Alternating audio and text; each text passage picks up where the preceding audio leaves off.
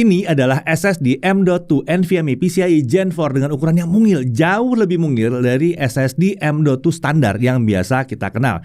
Tapi SSD yang satu ini menawarkan kapasitas yang besar, sampai 2 TB. Kecepatannya juga terbilang kencang dengan janji kecepatan sampai 5150 MB per second, dan untuk tulisnya itu sampai 4900 MB per second. Ya, ini adalah WD Black SN770M. Jadi SSD mungil ini datang dari brand yang ternama. Menariknya, yang satu ini punya garansi sampai 5 tahun, daya tahannya juga tinggi mencapai 600 TBW untuk varian 1 TB yang kita uji kali ini. Fiturnya lengkap, khas WD Black dengan dukungan untuk WD Black Dashboard. Dan SSD ini adalah yang dipakai untuk mengupgrade ROG Ally.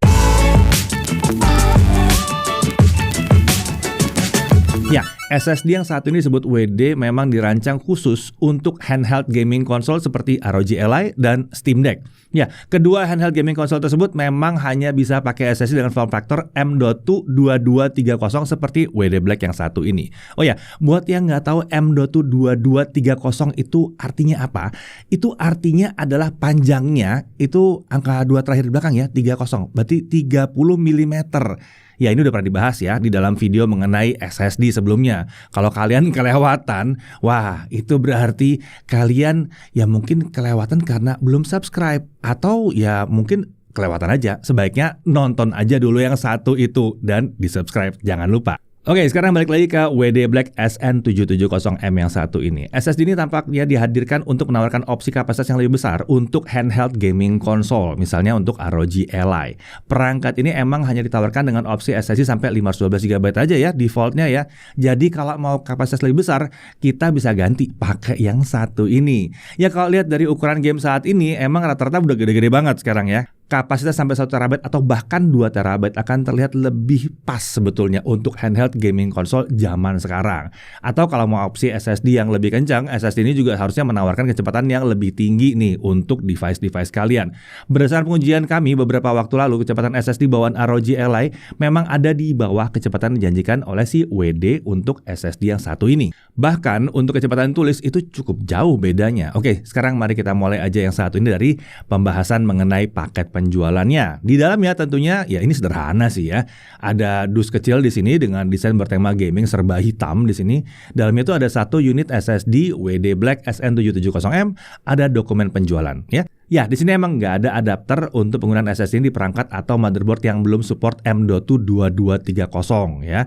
Jadi WD memang sepertinya menyediakan yang satu ini untuk support handheld gaming console. Atau mungkin ada beberapa varian laptop yang tipis-tipis kecil-kecil ya. Sayangnya sekarang kita belum nemu sampai yang sekecil ini. Nah, untuk kapasitasnya tersedia dalam ukuran 500 GB, 1 TB dan 2 TB. Yang kita review kali ini yang 1 TB. Untuk varian satu ini kecepatan bacanya ada di 5150 MB per second dan tulisnya ada di 4900 MB per second. TBW-nya di 600. Nah, 600 TBW ini berarti kalau kita melakukan proses copy file 50 GB ke SSD setiap hari selama 5 tahun, itu TBW-nya baru terpakai 16% dalam 5 tahun. Jadi ya awet lah ya harusnya ya. Nah, itu berlaku untuk yang 1 TB ini. Untuk yang 500 GB dan 2 TB bisa lihat di tabel yang satu ini ya. Dijelaskan di tabel ini. Cukup jelas harusnya ya. Nah, untuk interface dia pakai PCIe Gen 4x4. Protokolnya adalah NVMe 1.4. Ini tipe NAND yang digunakan adalah 3D NAND TLC. Wah, kenceng nih ya. SSD mengusung teknologi Encache 4.0 yang bisa melancarkan pengkopian file dan aset multimedia berukuran besar dengan performa tinggi tentunya. Ada juga dukungan Microsoft Direct Storage Support. Nah, Direct Storage ini mempercepat atau memudahkan data untuk ditransfer dan diproses di GPU. Jadi supaya performanya jadi lebih kencang. Untuk desain fisik, dimensinya panjangnya 29,97 mm dengan lebar 22,1 mm. Ketebalannya 2,29 mm. Jadi sesuai dengan form factornya ya, M.2 2230. Lebarnya 22 gitu, panjangnya 30. Sementara bobotnya sekitar 2,8 gram. Selain itu SSD ini hadir dengan desain single sided, jadi memudahkan pendinginannya juga. Nah, untuk software seperti biasa, WD menyediakan software untuk penggunaan SSD ini. Namanya adalah WD Black Dashboard. WD Black Dashboard ini bisa di-download secara gratis melalui situs resmi WD. Software satu ini memiliki tampilan yang user friendly, sangat mudah digunakan untuk memantau status SSD seperti untuk kapasitas terpakai, suhu operasi, dan lain-lain. Kita bisa mendapatkan info seperti tipe SSD, versi firmware yang digunakan, atau bahkan melakukan update firmware SSD juga via software yang satu ini. Nah, fitur untuk melakukan trim dan erase file di SSD itu juga tersedia di sini ya. Jadi secara umum tools ini akan berguna sekali untuk kalian memonitor dan memanage SSD yang satu ini. Nah, kalau kita pakai SSD yang satu ini, kita juga bisa menggunakan software Acronis True Image yang bisa di-download melalui WD Dashboard. Nah, software ini bisa diakses ketika sistemnya mendeteksi kehadiran SSD dari WD. Ya, jadi kalian nggak bisa download aja begitu langsung dipakein buat SSD lain. Harus buat yang WD. Nah, software ini sendiri bisa digunakan untuk membuat clone dari SSD ke SSD yang lain ataupun sebaliknya. Jadi akan sangat membantu kalau kita ingin mengganti SSD bawaan dari perangkat seperti ROG Ally ke SSD yang satu ini. Tinggal di-clone aja, beres ya. Tapi tentunya diperlukan perangkat lain yang memiliki 2 slot M.2 ya untuk bisa melakukan hal yang satu ini. Oke, untuk melihat performa maksimal yang bisa ditawarkan oleh SSD ini, pertama-tama kita uji dulu dengan menggunakan platform testbed milik kami yang spesifikasinya adalah sebagai berikut ya. Ini testbednya PC ya, PC desktop ya, bisa dilihat.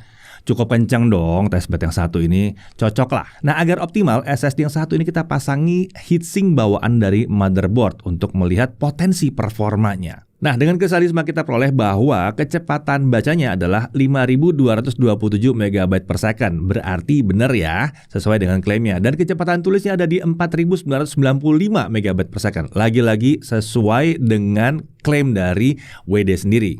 Tapi tentu saja ya, perlu diingat ya, ini adalah pengujian sintetis, jadi bisa dipengaruhi oleh banyak faktor seperti tipe motherboard dan prosesor yang beda. Bisa aja kalau kalian kata sendiri mungkin bisa ada yang beda, tapi paling nggak kita udah buktiin bahwa emang bisa tercapai kecepatan yang dijanjikannya. Oke, sekarang kita coba copy file test. Di sini kita mencoba melakukan tes baca dan tulis dengan melakukan copy data file berukuran 120 GB. Oke, kita coba dulu tes copy, yaitu baca dan tulis ya dari SSD dan ke SSD ini. Tapi kita coba dulu tanpa pendingin ekstra, tanpa heatsink bawaan dari motherboard. Nah, pada saat kami mengcopy data keluar dari SSD ini, dia butuh waktu 33 detik. Kecepatannya sekitar 3,5 sampai 3,6 GB per second.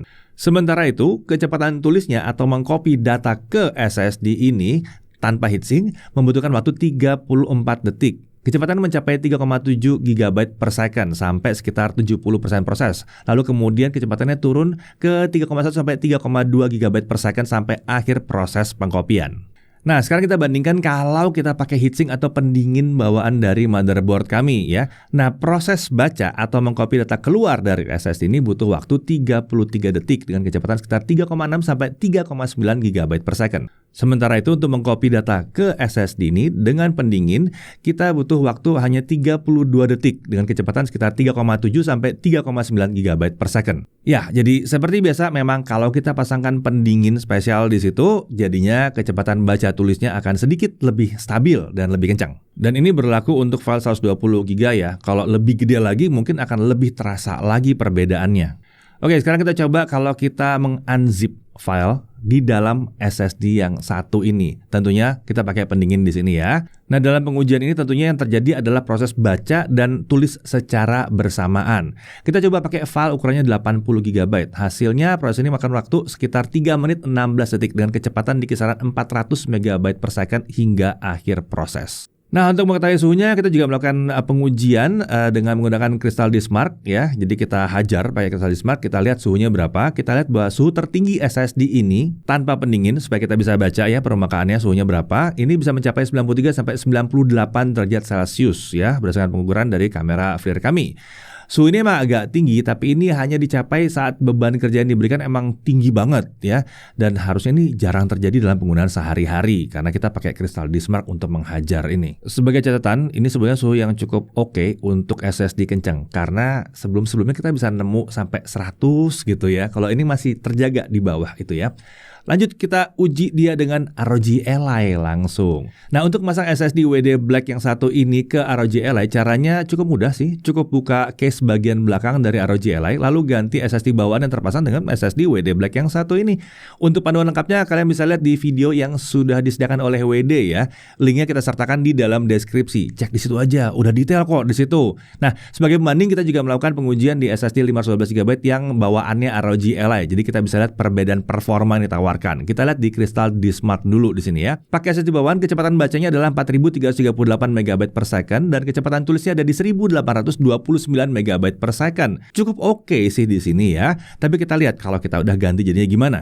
Nah, di sini ternyata kecepatan bacanya setelah diganti jadi 5276 MB per second dan kecepatan tulisnya konsisten di 4961 MB per second. Jadi masih mirip dengan hasil di testbed kami yang di PC tadi ya. Dan ini jelas kelihatan bahwa ada peningkatan yang signifikan. Sekarang kita coba deh loading game gimana, karena itu yang efek banget ya. Nah, kita bandingkan antara SSD bawaan dengan WD Black yang satu ini. Kita coba dulu di game God of War. Dengan SSD bawaan kita dapat waktu 9 detik untuk loading game. Sementara untuk pakai yang satu ini ya sama, di 9 detik juga.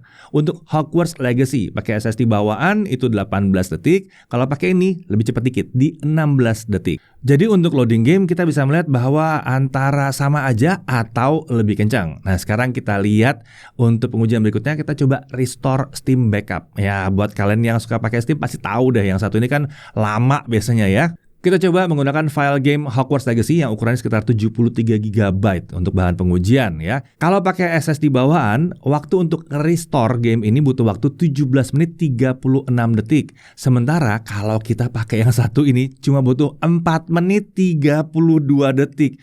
Ini luar biasa, jauh sekali bedanya, di mana si WD Black yang satu ini kalau udah dipasang, nge-restore game itu cepat banget. Bahkan nyaris 4 kali lipat lebih cepat dibandingkan pakai SSD bawaan ROG Ally. Ya memang kalau dibandingkan dengan SSD yang ukurannya panjang-panjang, ini bukan SSD PCIe Gen 4 yang super kencang. Tapi ya kalau untuk yang ukuran kecil begini dan spesial untuk ROG Ally, ini luar biasa kencang. Oke, untuk harganya yang satu ini untuk kapasitas 1 TB itu harga kisarannya di 1.764.000 dan ini udah termasuk garansi 5 tahun dari WD Indonesia. Sementara untuk varian lain kalian cek aja ya di toko online ya. Jangan lupa untuk beli produk WD itu harus cari yang punya stiker ori biar produk yang dibeli itu benar-benar bergaransi resmi dari WD Indonesia. Oke, kita masuk ke hal yang perlu diperhatikan. SSD ini form factornya adalah M.2 2230. Jadi kalau kalian mau pakai di perangkat selain ROG Ally atau Steam Deck ya, pastikan bahwa boardnya udah support penggunaan SSD sependek ini ya. Atau kalian bisa pakai adaptor untuk bisa menggunakan SSD yang satu ini. Nah, dari sisi menariknya, ini opsi kapasitasnya cukup beragam ya, dan dia cocok untuk jadi upgrade, terutama yang 1 tera dan 2 terabyte. Mau nge-upgrade ROG Ally dan Steam Deck, wah mantap sih ya, jadi lega banget gitu. Lalu performanya kencang dan stabil di sini. Dia juga punya dukungan software WD Dashboard dan Acronis True Image. Ini penting banget ya, dan itu gratis ya, nggak usah beli lagi ya selama kalian pakai WD di sini.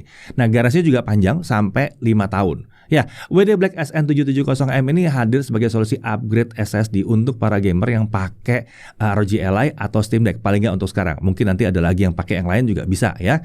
Selain upgrade dari sisi kapasitas SSD, ini juga lebih kenceng daripada bawaannya ROG Ally. Itu udah jelas banget. Ya, jadi dengan ini bisa membuat handheld gaming PC konsol kalian itu bisa mengeluarkan performa terbaiknya. Dan kalau misalnya laptop kalian ada yang pakai SSD kecil 2230 ini ya, ini juga akan jadi opsi upgrade yang cocok banget. Biasanya itu laptop-laptop yang tipis dan ringan ya, yang spesial-spesial gitu ya. Lalu bagaimana kalau kita punya slot M.2 yang lebih panjang ya? Di laptop biasanya pakai yang lebih panjang, di PC desktop juga jelas pakai yang lebih panjang. Sebenarnya bisa juga sih pakai ini dengan adaptor M.2 2280 biasanya ya. Tentu saja ya agak sedikit ngerepotin pakai SSD yang satu ini, tapi ya mungkin lebih baik kalau kalian memilih SSD tipe 2280 seperti WD Black SN770. Harusnya lebih gampang, tinggal pasang aja, nggak usah pakai adapter-adapteran. Ya, pada akhirnya kalau kalian memang butuh mengupgrade sebuah sistem seperti ROG Ally atau Steam Deck atau laptop apapun lah yang butuh SSD kecil yang 2230, rasanya WD Black SN770M ini akan jadi opsi yang sangat menarik. Saya Dedi Irfan, Jakarta TV TV.